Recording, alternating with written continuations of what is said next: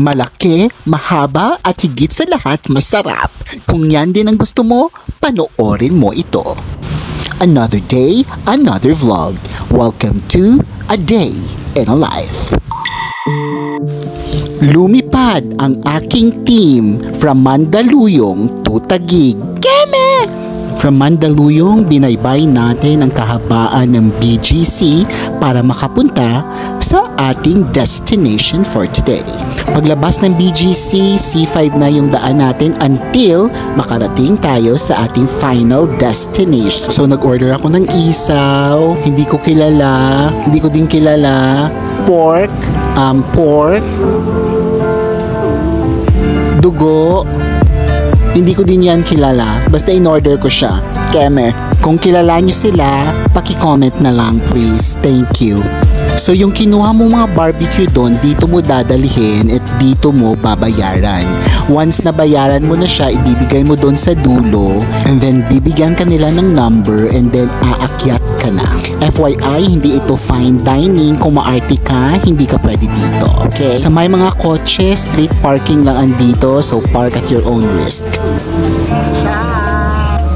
Mahangin dito sa taas kagaya mo. And yung table nila dito can accommodate up to 6 table ata to, parang 3-seater. So okay naman siya, maluwag naman. Pag wala kang car gaya ko, pwede ka namang mabanyos ka na lang sang lana nga pisti ka or mag-angkas ka, pwede din.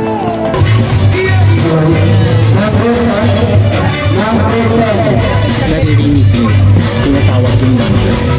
Pag natawag yung number mo, bababa ka doon, palakunin mo yung number. Ganyan yung word. Huwag mo naman akong kunin mo. Si ano na lang muna. Bali yung sauce natin is made of garlic, chili oil, soy sauce, and a bit of vinegar. Let's eat this dugo. It's so yummy and hindi siya malansa. And one rice lang tayo dito kasi mapapasubo tayo sa mga barbecue na pinamili natin. This one, I don't know the name. Kayo na bahala mag-identify dito. Bye. Maskara ba yun? Yun ba yun? Ay, hindi ko sure. Kung gusto mong sumakses as makita si San Pedro, damihan mong order dito. Keme. Cheers to more high blood. Keme. My favorite. Atay. Kaya kong ubusin yung atay mo. Keme. Ganito din ba kayo magsawsaw? Yung parang naglalaba ka. FYI, self-service dito.